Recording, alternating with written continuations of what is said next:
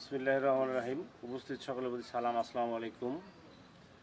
আমাদের পাথরডুবি ইউনিয়নের দক্ষিণ পাথরডুবি বগ্নির পাড় জামে মসজিদ জান্নাতুল বাকি জামে মসজিদ আজকে উদ্বোধন করা হইতেছে। তো এখানে সমাজবাসী অল্প, খুব সামান্য, তো তার মধ্যেও নিজেদের অর্থায়নে শুরু করা হয়েছে।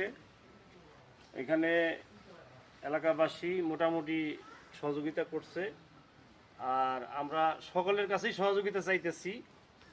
আমি এই ওয়ার্ডের মেম্বার, আমরাও ইনশাল্লাহ চেষ্টা করতেছি সহযোগিতা করার জন্যে, বা সামনে করব ইনশাল্লাহ।